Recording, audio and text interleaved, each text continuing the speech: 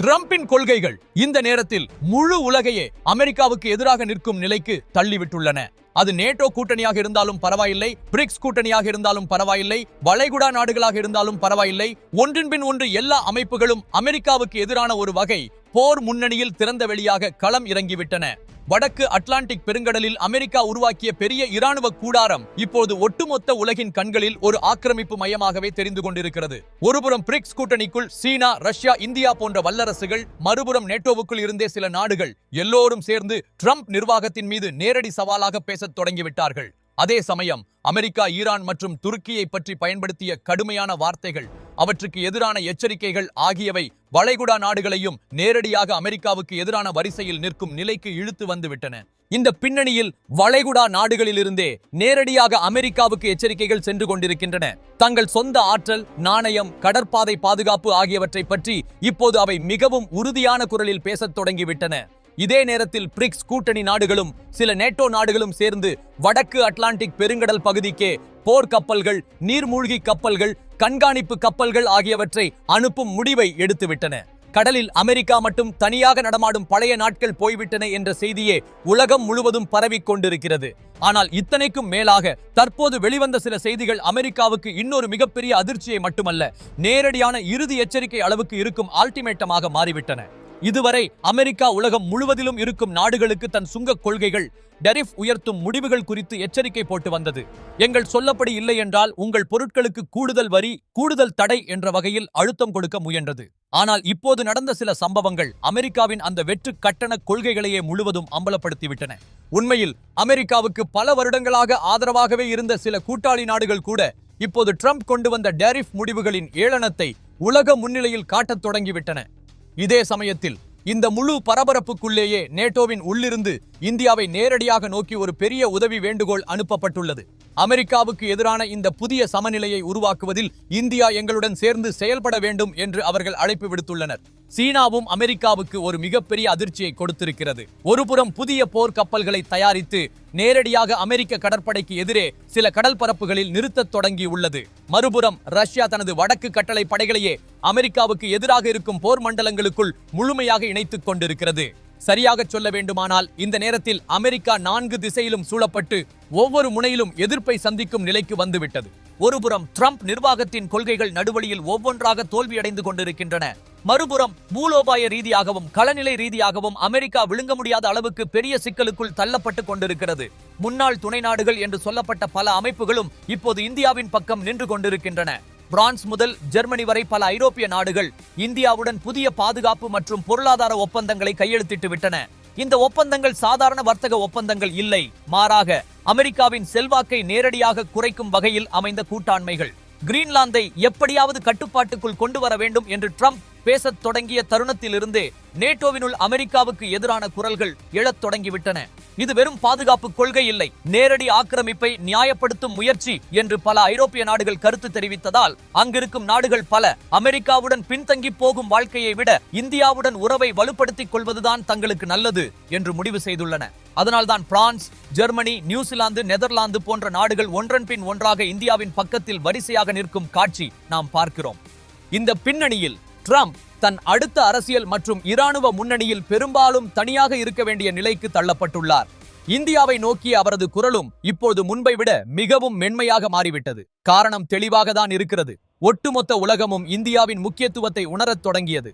2023ஆம் ஆண்டுக்குள் ஒரு பக்கம் சீனா, மறுபக்கம் ரஷ்யா, இதனுடன் ஆஸ்திரேலியா, ஜப்பான், பழைய கூட்டாளிகளாக இருந்த பிரான்ஸ், ஜெர்மனி ஆகிய நாடுகளும் இந்தியாவின் கையை பிடித்து இந்தியாவை அமெரிக்காவின் முன்னிலையில் ஒரு சமநிலை சக்தியாக முன்னிலைப்படுத்திவிட்டன. இதன் விளைவாக ட்ரம்ப் நிர்வாகத்தின் அரசியல் நிலைமை குலைந்து கொண்டே செல்லும் ஒரு கட்டத்திற்கு வந்துவிட்டது. இந்தியாவை எதிர்க்கும் முயற்சியில் நீண்ட காலம் போனால் இந்த வேலை நம்மைத்தான் உடைத்துவிடும் என்று அவர்கள் புரிந்து கொண்டார்கள். உலகின் பல பெரிய வல்லரசுகள் இந்தியாவை தங்களுடைய முன்னணி கூட்டாளியாக ஏற்றுக்கொண்டு அமெரிக்காவுக்கு எதிரான முன்னணியில் இந்தியாவை முன்னிலைப்படுத்திவிட்ட நிலையில் ட்ரம்ப் தன் குரலை மாற்றாமல் வேறு வழியில்லை என்று புரிந்து கொண்டுள்ளார். ஒரு காலத்தில் இந்தியாவை நேரடியான எதிரியாகவே பார்த்த சீனாவும் இப்போது முற்றிலும் வேறொரு பாதையை தேர்வு செய்துள்ளது. அமெரிக்காவுக்கு மிகவும் பெரிய நாணற்கோளாக இருந்த ஒரு வியாபாரத்தை சீனா நேரடியாக இந்தியாவுடன் பகிரும் முடிவை எடுத்துள்ளது. இது சம்பந்தப்பட்ட ஒப்பந்தம் சாதாரண அளவிலான ஒப்பந்தம் அல்ல.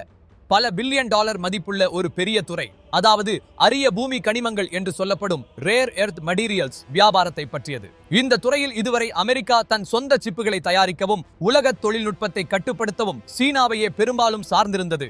அந்த வியாபாரத்தை சீனா மெதுவாக அமெரிக்காவின் கைகளில் இருந்து இழுத்து இந்தியாவுக்கு மாற்றத் தொடங்கியுள்ளது. இந்த முழு கதையின் ஒவ்வொரு கட்டத்தையும் இன்னும் ஆழமாக இந்த வீடியோவின் பாக்கி பகுதியிலே நாம் பார்க்க போகிறோம்.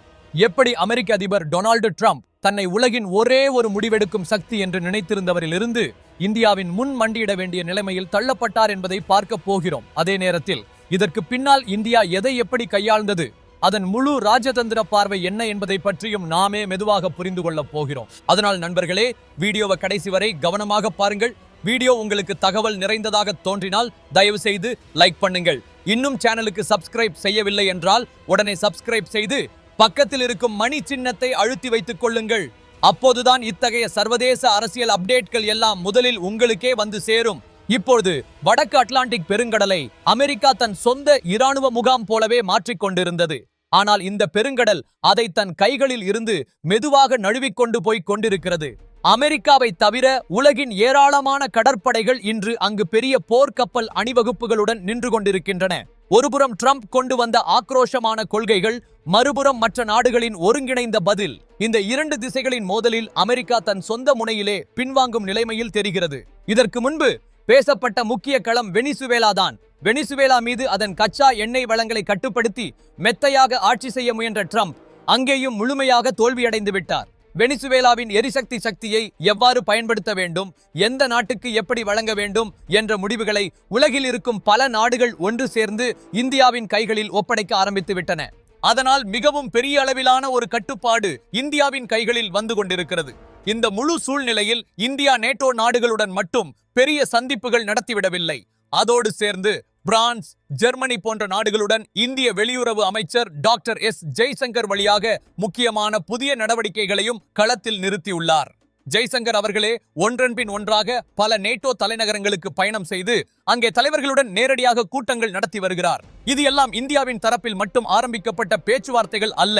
நேட்டோவின் பக்கம் இருந்தே எங்களுக்கு தேவை இந்தியாவின் சராசரி ஆதரவு அல்ல, முன்னணி பங்கு என்ற அவசர அழைப்பாகவே வந்திருக்கும் முயற்சிகள். வெனிசுவேலாவில் அமெரிக்கா ஆதரவு அளித்த தற்காலிக நிர்வாகம் கூட இப்போது இந்தியாவை நோக்கி திரும்பிவிட்டது. அங்குள்ள தற்காலிக தலைவரே நேரடியாக இந்திய பிரதமர் நரேந்திர மோடிக்கு வேண்டுகோள் விடுத்து இந்த வகையான ட்ரம்ப் கொள்கைகளிலிருந்து மற்றும் தொடர்ந்து நடந்து கொண்டிருக்கும் அரசியல் சம்பவங்களிலிருந்து வெனிசுவேலாவை உண்மையில் காப்பாற்ற வேண்டியது ஒரே ஒருவர் இருக்கிறார், அவர் இந்தியாதான் என்று கூறியுள்ளார். இதற்கெல்லாம் மேலாக நேட்டோவின் உள்ளிருந்து இந்தியாவுக்கு ஒரு மிகப்பெரிய அரசியல் ஆஃபர் வந்துள்ளது. நீண்ட காலமாக ஐக்கிய நாடுகள் சபையில் இந்தியா எதிர்பார்த்து கொண்டிருந்த அந்த உயர்ந்த உரிமை, நிரந்தர இடம், வாக்குரிமை, வீட்டோ சக்தி போன்ற பிரிவுகளில் இந்தியாவுக்கு உரிய மரியாதை தர வேண்டிய நேரம் வந்துவிட்டது என்று பல நாடுகள் நேரடியாக ஒப்புக்கொள்ள ஆரம்பித்து விட்டன. ஐக்கிய நாடுகள் சபையில் அமர்ந்திருக்கும் உலகின் பெரும்பாலான பிரதிநிதிகள், பல வல்லரசுகள் இந்தியா இப்போது ஒரு முக்கிய நாடு அல்ல, இது ஒரு தீர்மானிக்கும் நாடு என்று ஏற்கனவே தங்கள் ஆதரவை அறிவித்துள்ளனர். இந்தியாவுக்கு வீட்டோ வலிமையை வழங்க வேண்டும் என்ற கருத்துக்கும் உலகின் பெரும்பாலான நாடுகள் ஒப்புக்கொண்டு விட்டன. இந்தியாவுக்கு ஐக்கிய நாடுகள் சபையில் மிக உயர்ந்த அந்தஸ்து தர வேண்டிய நேரம் வந்துவிட்டது என்று வெளிப்படையாக பேசப்படுகிற அளவுக்கு சூழ்நிலை மாறிவிட்டது. இதுதான் அமெரிக்காவுக்கு இன்னொரு பெரிய அதிர்ச்சியாக இருக்கிறது. இப்போது பார்க்க வேண்டிய மிக முக்கிய விஷயம், சீனா அமெரிக்காவுக்கு எந்த வகையான அடியை தந்திருக்கிறது என்பதுதான். சீனா அமெரிக்காவின் மிகப்பெரிய ரீட்போன் என்று சொல்லப்படும் ஒரு முக்கிய துறையை ஒற்றை அடியில் பல திசையிலிருந்து தாக்கியிருக்கிறது. ஒருபுறம் வடக்கு அட்லாண்டிக் பெருங்கடல் பகுதியில் தனது புதிய போர்க்கப்பல்கள், நீர்மூழ்கி கப்பல்கள், கண்காணிப்பு விமானங்கள் அனைத்தையும் அமெரிக்க கடற்படைக்கு எதிரே நிறுத்தி கடல் வழித்தட கட்டுப்பாட்டில் நேரடியாக சவால் விடுகிறது. மறுபுறம் ட்ரம்ப் கொண்டு வந்த சுங்க கொள்கைகளுக்கு பதிலடி கொடுக்கும் வகையில் அரிய பூமி கனிமங்கள் குறித்த தனது ஏற்றுமதி கொள்கையையே முழுவதும் மாற்றியிருக்கிறது. தொழில்நுட்ப சாதனங்கள், உயர்திறனுள்ள சிப்புகள், பாதுகாப்பு உபகரணங்கள், இவற்றில் பலவற்றுக்கும் இந்த அரிய பூமி கனிமங்களே அடிப்படை. உலகில் இந்த துறையில் மிகப்பெரிய கையிருப்பை வைத்திருப்பது சீனாதான். இதுவரை பல பில்லியன் டாலர் மதிப்புள்ள இந்த கனிமங்களை அமெரிக்காவுக்கு சீனா தொடர்ந்து அனுப்பிக் கொண்டே இருந்தது. ஆனால் இப்பொழுது அமெரிக்காவுக்கு இனி ஒரு டன்னும் அரிய பூமி கனிமம் அனுப்பப் போவதில்லை என்று சீனா வெளிப்படையாக அறிவித்து விட்டது. இதனோடு சமநிலையை காப்பாற்றும் ஒரு வகையில் இந்தியாவுக்கு இந்த அரிய பூமி கனிமங்களை மிகப்பெரிய அளவில் அனுப்பும் முடிவையும் அவர்கள் எடுத்துள்ளனர். முழுக்க முழுக்க அரிய பூமி கனிமங்களால் நிரம்பிய பெரிய கப்பல் சரக்குகளை சீனா இந்திய துறைமுகங்களுக்கு வழிமாற்றத் தொடங்கிவிட்டது. இந்தியாவுடனான எங்கள் உறவு இப்போது நல்ல நிலையில்தான் இருக்கிறது. ஆகவே இதுவரை அமெரிக்காவுக்கு அனுப்பிய அளவிலான அரிய பூமி கனிமங்களை இனி இந்தியாவுக்கு வழங்கப் போகிறோம் என்ற வாக்குறுதியை சீனா செயலாக்கத் தொடங்கியது. அதற்காக தான் தன் சொந்த மார்க்கெட்டையும் இந்தியாவுக்காக முழுமையாக திறந்திருக்கிறது. அமெரிக்கா டேரிஃப் உயர்த்திக் கொண்டு நம்மை அழுத்தும் கொள்கைகள் இனி நமக்கு ஒரு சுமையாகவே இருக்கின்றன. அதனால் இந்தியாவுடன் கைகோர்த்து கொண்டு ஒரு புதிய மார்க்கெட்டை உருவாக்கப் போகிறோம் என்று தெளிவுபடுத்தியிருக்கிறது. இதனோடு இணைந்து அமெரிக்காவில் இயங்கி வந்த பல பெரிய சீன நிறுவனங்களையும் மெதுவாக இந்தியாவுக்கு மாற்றும் திட்டத்தையும் சீனா தொடங்கிவிட்டது. அமெரிக்கா வளர்ச்சிக்கும் அங்குள்ள உள்கட்டமைப்பு மேம்பாட்டிற்கும் இனி எந்த சீன நிறுவனம் நேரடியாக கை கொடுக்கப் போவதில்லை. அதன் பதிலாக இந்த நிறுவனங்கள் இந்தியாவில் தங்களுக்கான புதிய தொழில் மையங்களை உருவாக்கப் போகின்றன என்று அவர்கள் அறிவித்திருக்கிறார்கள். இந்திய அரசாங்கமும் இதற்கான பல அனுமதிகளை வழங்கத் தொடங்கியுள்ளது.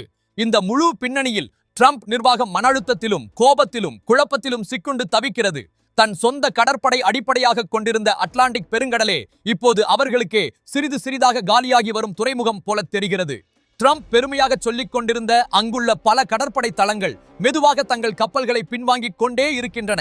கடந்த சில நாட்களாக ஈரானுக்கு எதிராக அமெரிக்கா தொடர்ந்து கொடுத்த அச்சுறுத்தல்களும் காகிதத்தில் மட்டும்தான் இருந்துள்ளது. மிக விரைவில் ஈரானுக்கு எதிராக பெரிய வான்வழி தாக்குதல் நடத்தப் போகிறோம், B-52 குண்டுவீச்சு விமானங்களை எழுப்பப் போகிறோம் என்று செய்திகள் வெளியானாலும் திடீரென அமெரிக்கா தனது விமானப்படையை பின்வாங்கிக் கொள்ளும் முடிவை குவைட்லி எடுத்துவிட்டது.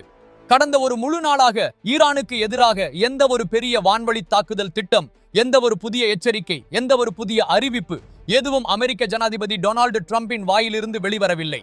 அதற்கு பதிலாக ட்ரம்ப் இந்தியாவை நோக்கி தனது தூதரின் வழியாக ஒரு மிகப்பெரிய செய்தியை அனுப்பியிருப்பதாக தகவல்கள் வெளியாகின்றன. இப்போது வரை இந்தியாவுடன் எவ்வளவு பெரிய ஒப்பந்தங்களும் கையெழுத்தாகவில்லை என்றாலும் இனிமேல் இந்தியாவுடன் பெரிய ஒப்பந்தங்கள் நடக்கப் போகிறது. அடுத்த ஆண்டில் நேரடியாக இந்தியா வருகை புரிந்து இந்தியா அமெரிக்க உறவுகளை ஒரு புதிய உயரத்திற்கு கொண்டு செல்ல வேண்டும் என்ற தனது விருப்பத்தை அவர் பிரதிநிதிகள் வழியாக பகிர்ந்திருக்கிறார். நண்பர்களே, இதை மக்கள் மனநிலையில் கற்பனை செய்து பாருங்கள். ஒரு பக்கம் சமீப காலம் வரை இந்திய பொருட்களுக்கு 500% வரி விதித்து விடுவோம் என்று கட்டண அச்சுறுத்தல்கள் விடுத்த அதே ட்ரம்ப் இன்னொரு பக்கம் திடீரென இந்தியாவுடன் ஒப்பந்தம் தேவை, இந்தியா வரப்போகிறேன் என்று மென்மையான மொழியில் பேசத் தொடங்கிவிட்டார். இந்த மாற்றம் சாதாரண மாற்றம் இல்லை, உலகளாவிய வல்லரசுகளின் சமநிலையே மாறிக்கொண்டிருக்கிறது என்பதற்கான அடையாளம். அமெரிக்காவுக்குள்ளேயே இருக்கும் பல முன்னணி ஆய்வாளர்கள், முன்னாள் அரசியல்வாதிகள் கூட இதை பற்றி திறந்த வெளியாக கூறத் தொடங்கிவிட்டனர். அமெரிக்காவுக்கு முன்னாள் அதிபராக சிறந்த துறைமுக கொள்கைகளை அமைத்தார் என்று பாராட்டப்படும் பராக் ஒபாமா வரை ட்ரம்ப் கொண்டு வந்த புதிய அரசியலை பற்றி மிக கடுமையாக விமர்சித்துள்ளார். இந்தியாவுடன் மோத முயற்சி செய்து ட்ரம்ப் தன் முகத்தையே தானே கிழித்துக் கொண்டிருக்கிறார். இப்போது அவர்தான் உலகத்தின் முன் மண்டியிட வேண்டிய நிலைமையில் இருக்கிறார் என்று பகிரங்கமாக கூறியிருக்கிறார். இந்தியாவுக்கும் ரஷ்யாவுக்கும் இடையிலான உறவுகளுக்கு இடையே தூரம் உண்டாக வேண்டும் என்றுதான் ட்ரம்ப் மிகவும் நாடி வந்தார். ஆனால் ரஷ்யாவும் சும்மா இருந்து விடவில்லை. இந்தியாவை நம்மிடம் இருந்து விலக்க அமெரிக்கா எத்தனை முறை முயற்சி செய்தாலும் அவ்வளவு முறை நாங்கள் இந்தியாவுடன் மீண்டும் ஒரே வரிசையில் நின்று விடுவோம் என்று ரஷ்ய தலைமை அமெரிக்காவுக்கு முறைப்பூர்வமாக எச்சரிக்கை அனுப்பியுள்ளது. ரஷ்ய அதிபர் விளாடிமிர் புடின் இந்தியாவுக்கு வழங்கப்படும் கச்சா எண்ணெய் விநியோகத்தில் ஏற்கனவே மிகப்பெரிய அளவில் உயர்வு நடந்துவிட்டதாக அறிவித்துள்ளார். இந்தியாவுக்கான ரஷ்ய கச்சா எண்ணெய் விநியோகத்தில் ஒரு கணிசமான அளவுக்கு அதிகரிப்பு ஏற்பட்டுள்ளது என்பதே அந்த செய்தியின் பொருள். ட்ரம்ப் விரும்பியது என்ன? இந்தியா ரஷ்யாவிடமிருந்து வாங்கும் எண்ணெய் அளவை குறைக்க வேண்டும் என்பதே. ஆனால் உண்மையில் நடந்தது இதற்கு நேர்மாறானது. இந்தியா அந்த வாங்குதலை அதிகரித்து விட்டது. அதாவது ட்ரம்ப் சத்தமாக குறைத்த கோரிக்கையை இந்தியா மிகவும் அமைதியாகவே ஓரங்கட்டிவிட்டது. கடல் பரப்பிலும் இப்போது காட்சிகள் மிக வேகமாக மாறிக்கொண்டிருக்கின்றன. மீண்டும் கிரீன்லாந்தை பற்றிய கருத்துக்களை கொண்டு ட்ரம்ப் மிக கடுமையான அரசியல் அறிக்கைகளை வெளியிட்டதும் டென்மார்க் நேரடியாக எச்சரிக்கை விடுத்தது. முதலில் எங்கள் குண்டுகள் பேசும், பிறகுதான் பேசிக் கொள்ளலாம் என்று. இதற்கு பின்னால் 100 வருடங்களுக்கும் மேலான ஒரு வரலாறே இருப்பது உலகுக்கு தெரியும். இந்த எச்சரிக்கைக்கு பின்னால் முழு ஐரோப்பிய ஒன்றியமும் டென்மார்க்கின் பக்கம் நின்று கொண்டிருக்கிறது. இந்தியா எங்களுடன் சேர்ந்து நின்றால் அமெரிக்காவால் கிரீன்லாந்தை ஒருபோதும் கைப்பற்ற முடியாது. அமெரிக்க பொருளாதாரம் ஒரு நாள் உலகத்தை அச்சுறுத்தும் அளவுக்கு இருக்கும் வலிமையை மீண்டும் பெறவும் முடியாது என்ற கருத்துக்களும் அங்கு பேசப்பட்டு வருகின்றன. இந்த முழு சூழ்நிலையில் இந்தியாவின் களம் இத்தனை முக்கியமானதாக மாற காரணம் என்ன? உண்மையில் பார்த்தால் ட்ரம்ப் இன்னும் மென்மையாக பேச வேண்டிய கட்டாயத்தில் இருக்கும் ஒரே நாடு இந்தியாதான். ஒருபுறம் இந்தியா பிரிக்ஸ் கூட்டணியின் முக்கிய உறுப்பினர், அங்கு அமெரிக்காவுக்கு எதிரான வல்லரசுகள் ஒன்றிணைந்து இருக்கும் கூட்டணி.